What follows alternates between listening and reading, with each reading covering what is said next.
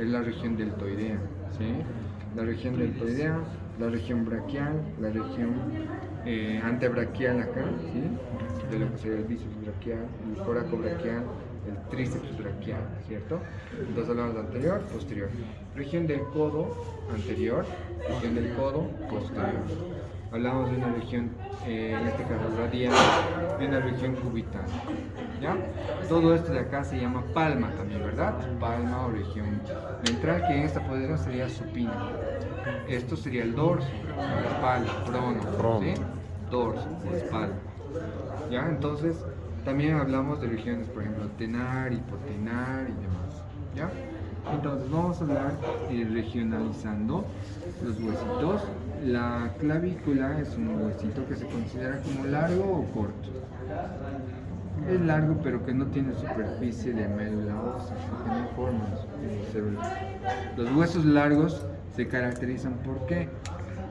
Son sintetizadores de médula ósea, o sea, de células sanguíneas. ¿Sí? La médula ósea roja, por ejemplo, va a formar glóbulos rojos, ¿no? Glóbulos rojos, sí. ¿Ya? Entonces, la clavícula tiene dos extremos. A partir del tipo de hueso, su forma es una S, ¿sí? Una S.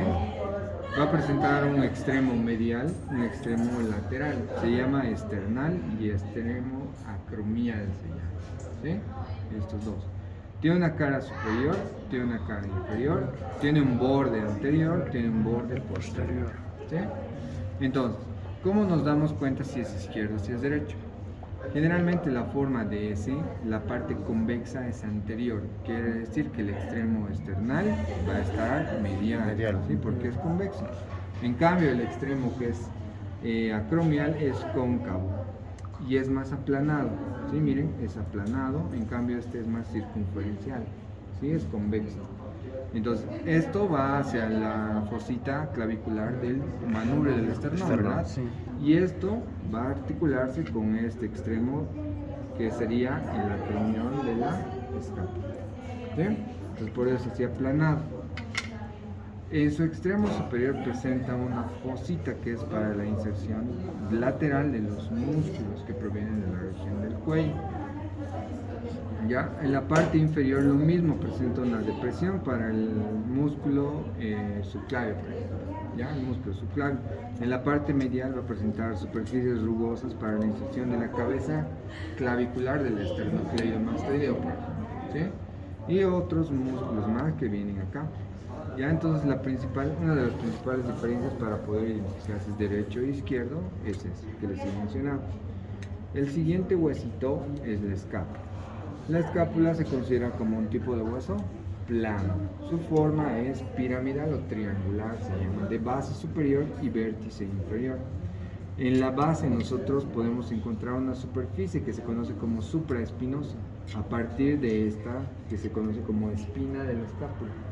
Por debajo de la espina vamos a encontrar esta otra área que se conoce como infraespinosa. ¿Ya? Supraespinosa, infraespinosa. Anteriormente encontramos ya no una espina, sino una fosa como tal, que se llama la fosa escapular, ¿sí?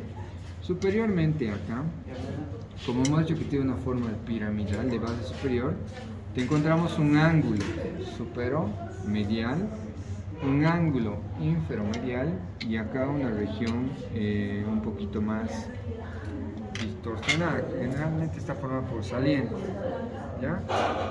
Estas salientes entonces son tres a partir de una región cóncava.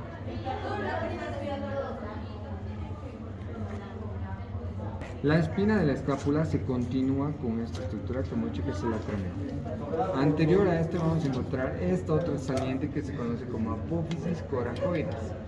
Entre ambos, en la parte media, esta concavidad se llama fosa glenoidea, ¿sí? La fosa glenoidea es para que la cabecita del húmero venga ahí y se articule, ¿sí?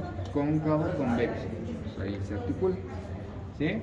No es muy pronunciada porque está revestida por varios ligamentos coracocromiales y demás que vienen y rodean el borde de la fosa glenoidea. Inferiormente vamos a encontrar otro borde que es lateral que tiene unas depresiones para la inserción muscular, por ejemplo. En este sector y en este sector se van a insertar músculos. El elevador de la escápula, el romboides menor, el romboides mayor. Vamos a encontrar parte de lo que es el serrato, ya acá, el serrato anterior, y vamos a encontrar a este principalmente, que va a venir otro de la parte de la espalda y del dorso, que se conoce como el músculo del nadador. Vamos a ver cuál es, ¿ya? Entonces, esas son las características de este huesito, ¿sí? Si pueden ver, a trasluz, la superficie de la fosa es más delgada, ¿verdad? Esta parte también. Entonces, cuando existen movimientos bruscos, generalmente en algunos deportes de contacto y demás, el músculo se tracciona tanto que puede llegar a separar, se puede extraer por esta delgadez que tiene, ¿sí? Entonces, en la parte anterior también presenta unas crestas acá que van a delimitar en 3 compartimentos, uno superior, uno medio y uno inferior a esta región de la fosa escapular, ¿sí? En la parte del brazo encontramos a uno de los huesos largos. De forma general hemos dicho que los huesos largos se clasifican o se los conocen las partes epífisis proximal, la metáfisis, la diáfisis y la epífisis distal, ¿cierto? En la epífisis proximal encontramos la cabecita del húmero, que no está en circunferencia a la diferencia de otros.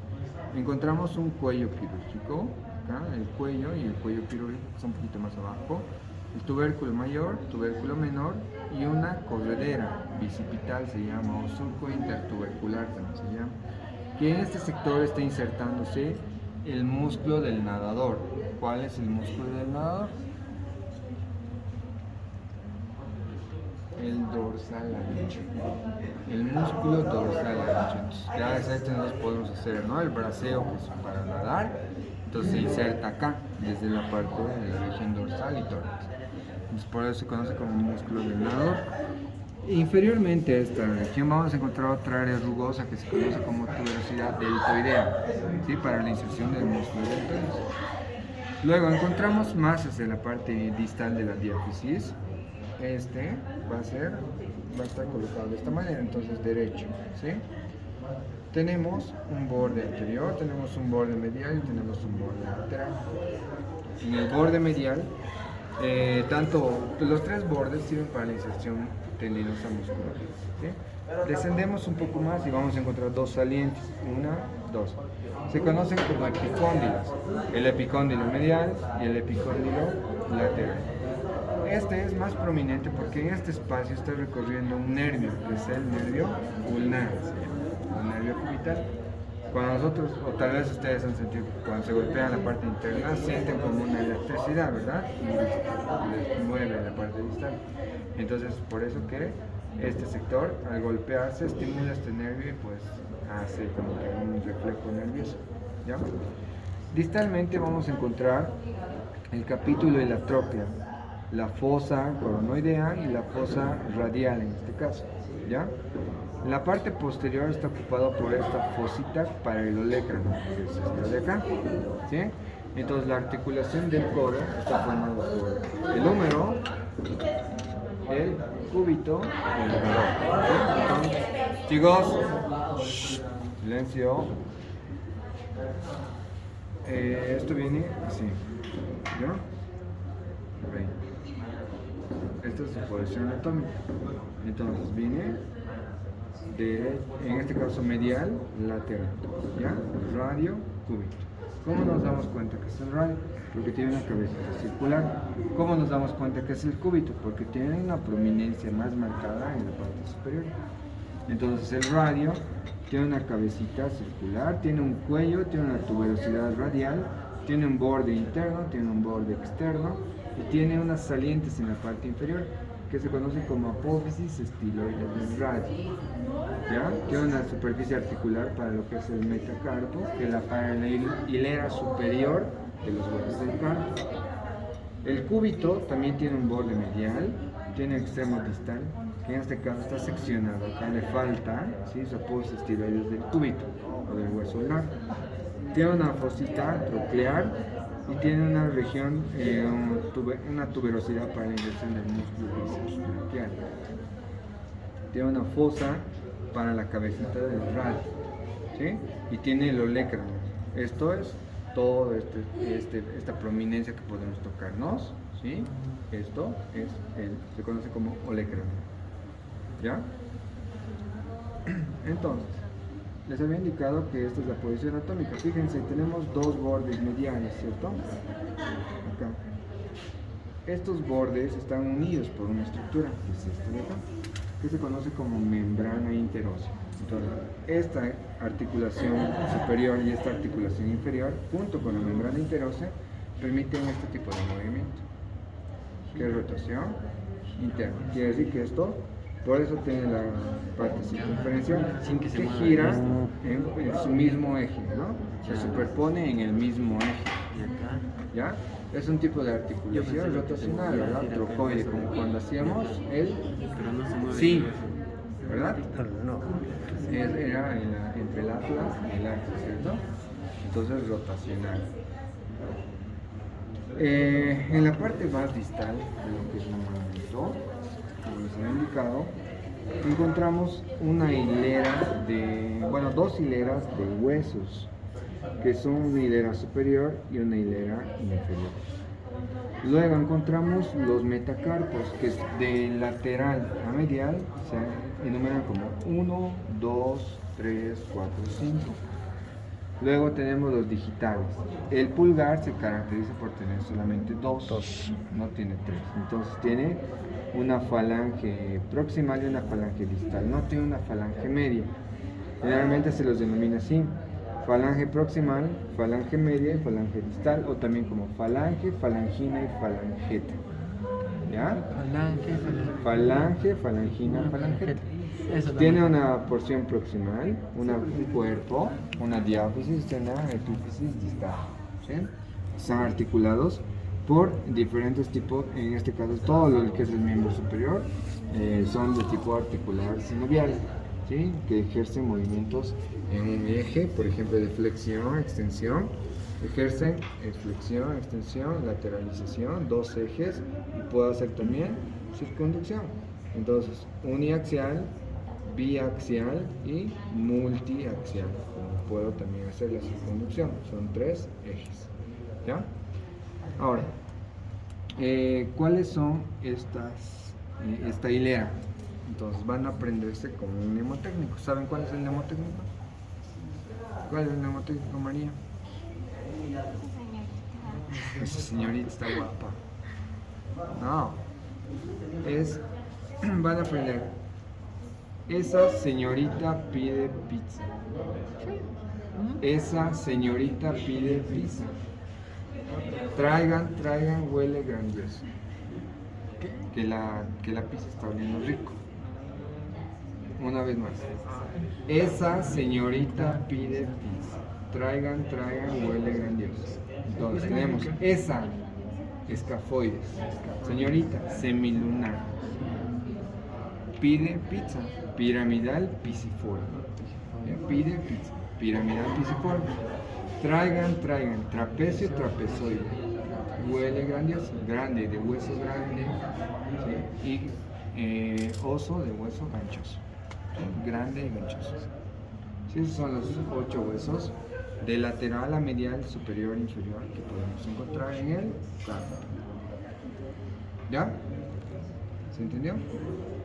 Bien, entonces, alguna clínica que habíamos mencionado es los movimientos que ejercemos. A veces se pueden dislocar, ¿no? Luxar, fracturar, o simplemente... Ahí está. ¿Qué es eso? Te conocemos como conejo. ¿Conejo? ¿Qué se llama eso? ¿Por qué suena? Ah, mintiendo. Acá que le muestre su mano. Muéstrale tu mano, sin miedo. Mucha. Sí.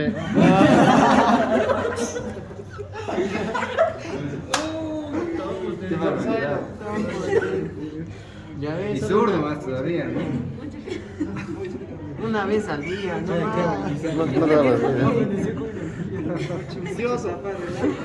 ¿Qué ha pasado? Vean blanqueador. A ver cómo está blanqueado. Les he dicho que la mayoría de las articulaciones de los miembros superiores son sinoviales. Las sinoviales tienen cápsula Seno articular. por naturaleza. Ahora tiene membrana sinovial. Seno por naturaleza. Dentro de la membrana tenemos líquido y tenemos aire. Nosotros al comprimir o exceder la capacidad de movimiento de esta articulación, hacemos que esa bolsita se separe. Lo quiere decir que pierda su aire. ¿Sí? Que se está elongando, se está estirando y Mira. por eso suena. ¿Sí? Acá no, sino acá. Es malo porque llegas a elongar demasiado y en un momento de tu vida se va a deformar. Por esa elongación. Ya se deformó. ¿Qué haces con tu dedo? Tú? Mucho utiliza Mucho ese dedo. sacaste todo. Ah, lo que son así también es de mi tobillo. Entonces sí genera dolor. ¿Por qué? Lo mío suena cada rato. Por más. Generalmente este tipo de Lo giro igual que articulación mi muñeca suena. viene así. Tiene un extremo proximal y tiene un extremo centro. Viene así. La cápsula cubre de esta manera. ¿Sí? Entonces internamente tenemos aire y tenemos agua, o sea líquido sinovial que recubre todo esto, el menisco y los ligamentos. Si nosotros hacemos este movimiento excesivamente, vamos a producir que a la larga este sector se empiece a desviar. Entonces va a haber, fíjense, un extremo que está más cercano y otro extremo que está más alejado. Entonces el extremo que está más alejado, por consiguiente, pues no va a tener mucho donde ejercer su presión y lo va a desviar. Entonces este dedito se va a venir a este lado, ¿sí? Por este espacio que existe, se va a desviar. Por este Sí, dedito. esto es Doc, una pregunta, ¿y por qué en casos suena mucho la mano, aunque no lo quieras hacer sonar, suena? suena mucho. Sí. Igual son bursitis. Las bursitis en algunos casos son genéticos. Tu mamá tiene.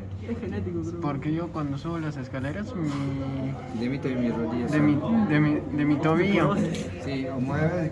de mi tobillo, suena Otro tipo demasiado. matraca. Sí, sí.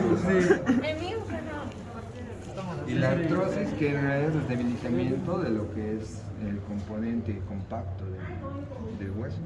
Todo esto es hueso compacto. En cambio, esto de acá, esto es hueso esponjoso, ¿verdad? Trabecular. En esta parte es donde se está formando las células del cuerpo, las células sanguíneas. Entonces nosotros hacemos ese movimiento lateral y todo se va a empezar a deformar. ¿Ya? Por esta situación. Ahora, sabemos que tenemos 14 digitales. Si yo tuviese 5, ¿cómo se llamaría? O tuviese 15, ¿cómo se llamaría? 15. Sí. Polidactilia. ¿Sí? Ahora, si yo tengo 3 nomás, digamos, ¿qué se llamaría? O si tengo así, tipo extraterrestre, ¿no? Gallina, ¿no? Gallina. Gallina. Gallina. Tiene 3 deditos.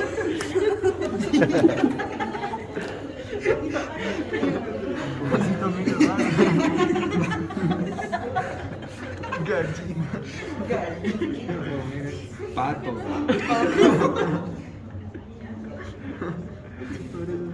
Eso se llama sindactilia. No puedo, man. No puedo. No puedo, hasta ahí nomás. Entonces, No puedo. dense un tiempito para reconocer, o en todo caso mañana, y ahorita empiecen a pintar su pulmoncito.